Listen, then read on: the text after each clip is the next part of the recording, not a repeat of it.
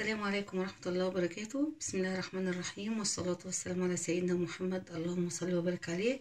ازيكم يا حبايبي، عاملين ايه؟ يا رب تكونوا بخير. النهارده ان شاء الله هنعمل حمص الشام. البرد بقى جامد، عايزين حاجة تدينا طاقة وتدينا باور كده، وفي نفس الوقت يكون البروتين فيه عالي. حمص الشام طبعا كلنا عارفينه، اللي بياكلوه على الكورنيش واللي بياكلوه في العربيات. ان شاء الله هنعمل احلى منه باذن الله. حمص الشام دوت، الحمص عموما ليه فوائد كتير جدا لا تعد، يعني كتيره جدا ومفيد جدا. اول حاجه ان هو عالي جدا في البروتين، فبيزود نسبه التركيز للولاد في المذاكره او في اي حد بيكون عايز يركز في حاجه، ان هو بيزود نسبه التركيز. بيساعد في بناء العضلات في الناس اللي عايزه تروح جيم بقى والحاجات الحلوه دي للشباب وكده، بيساعد في بناء العضلات. كمان بالنسبه للبنات والسيدات حلو قوي في بناء هرمون الانوثه، في تكوين هرمون الانوثه الاستروجين، فبالتالي هو يعني بيكون هرمون الانوثه، فبرضك مفيد جدا للسيدات، وايضا برضك مفيد للرجال.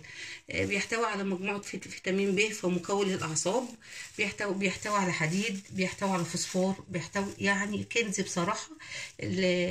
كوبايه حمص الشام دي هتبقى وجبه متكامله، يعني ممكن تعتمديها ورقه عشاء. تمام.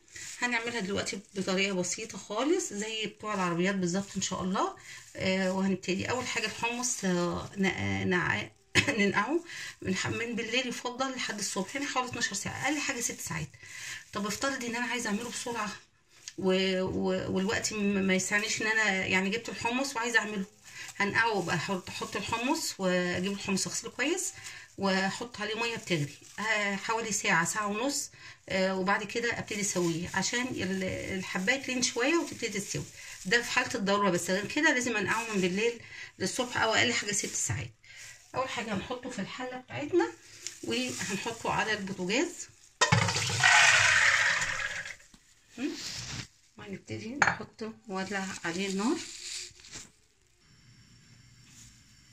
هنحطه على النار، واول ما يبتدي يغلي لو في ريم او اي حاجه هنشيلها، عشان طبعا زي ما قلت لكم قبل كده دي المواد العضويه بتاعه الحمص او البقوليات عموما او اي خضار، فلازم نشيلها عشان الحاجه ما تبص عليها وتفسد بسرعه. طبعا نسيت اقول لكم برضك ان اثناء النقع يعني يفضل نغير الميه بتاعته كل 3 ساعات. ماشي.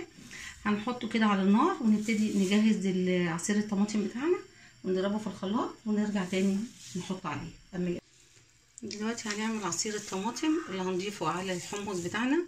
فهم عبارة طماطميتين او 3 طماطميات وبصلايه صغيره جدا وفص او فصين توم، يا دوبك يعلوا التيست، بس مكترش التوم برضك عشان ايه ما يعملش انتفاخ مع الحمص وكده، حاجه تعلي التيست بس وتطعم الحمص. دول هنضربهم في الخلاط، وبعد كده لما الحمص يغلي هنضيفهم عليه. هنحط كمان معلقه صلصه مع الطماطم عشان بس ندعم اللون.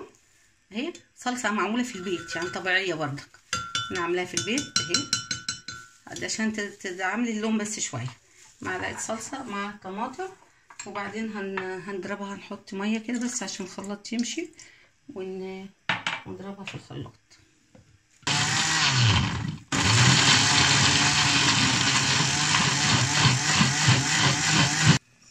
الرحمن الرحيم، اللهم صل وبارك على سيدنا محمد. بص دلوقتي الريم اهو هنشيله نخلص منه قبل ما نحط الطماطم.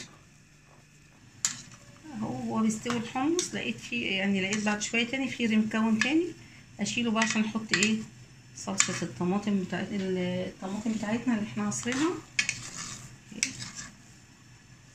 لو مكون تاني هو بيستوي هنشيله. نحط بقى الطماطم، بسم الله الرحمن الرحيم.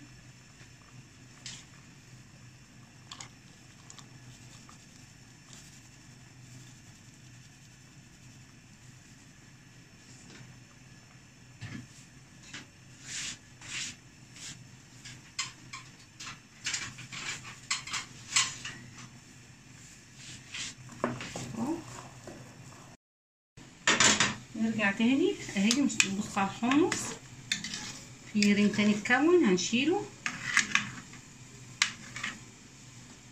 طبعا نغلي ميه سخنه، كل ما يعوز ميه هنزود من الميه اللي احنا مجهزينها سخنه. ما تحطيش ميه بارده عليه عشان الميه البارده تخليه يعيد في السوا. تمام، هنسيبه بقى يكمل سوا ان شاء الله، ونكمل مع بعض بعد كده ان شاء الله. بحبكم في الله. وهي حاطين الصلصه دلوقتي، او سوري الطماطم، عصير الطماطم. هنحط نص معلقه كمون دلوقتي عشان تطعم الحمص وهو بيستوي، وفي الاخر هنحط ليمون تاني. هنحط لما نيجي نملح في الاخر خالص، الملح هنحطه في الاخر عشان الحمص يستوي معانا. حطيناه في الاول هيخلي الحمص ما يستويش بسرعه، فهنحط نص معلقه كمون تاني والملح في الاخر. تمام، احنا دلوقتي هنوطي عليه بقى ونسيبه يستوي براحته على نار هاديه خالص، مش مستعجلين، وان شاء الله يستوي بسرعه باذن الله عشان احنا نعينه كويس.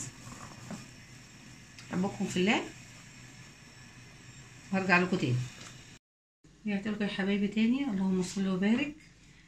اللهم صل وبارك على سيدنا محمد. بصوا خلاص كده يعني خد ساعه الا ربع واستوى دايب خالص. هنحط بقى ايه معلقه ملح ومعلقه كمون. انا حطيت نص معلقه كمون، بس انا هحط معلقه كمون تاني عشان الكمون ايه اساسي. تمام، وعصير ليمونه. ماشي، خليه بقى يغلي كده معاه، وبعد كده نصبه في الكوبايات بتاعتنا ونشوف هنعمل ايه بقى تاني. جاهز بقى الشطه والحاجات دي اللي احنا هنحطها. رجعت لكم تاني يا حبايبي، والحمص خلاص كده تمام. هنبتدي بقى الشطه دي، معلقه شطه هنحط عليها كبشه شوربه من الحمص عشان نعمل الصوص بتاع الشطه، بس اللي عايز بيزود منه.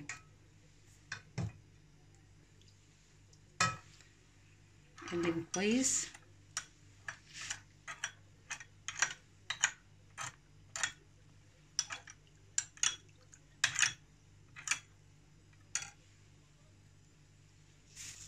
هنبقى نحط الحمص بتاعنا بقى في الكاسات بتاعتنا، في الكوبايات. بسم الله الرحمن الرحيم.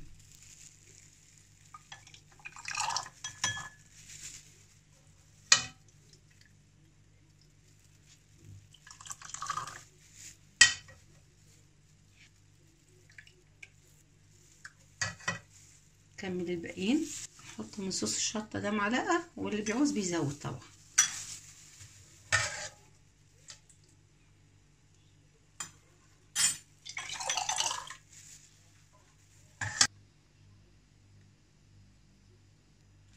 نحط كمان الشاليمو اللي عايز، وبعدين اكيد وفي معلقه طبعا. ده الليمون، الشطه اللي عايز يزود، واللي عايز يزود ليمون، عصير ليمون.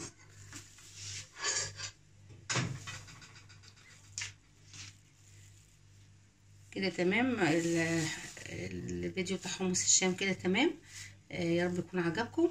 طبعا ما تنسوش ان حمص الشام ده مفيد جدا في الشتاء زي ما احنا قلنا في الاول، وطبعا غني بالطاقه، فطبعا هيدفينا طبعا زمن ايه، بالذات لو خدناه بالليل في الساعه.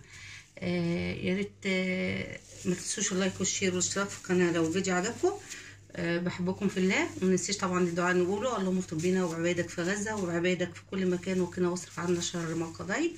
والسلام عليكم ورحمه الله وبركاته. كنتم مع سلوى محمد.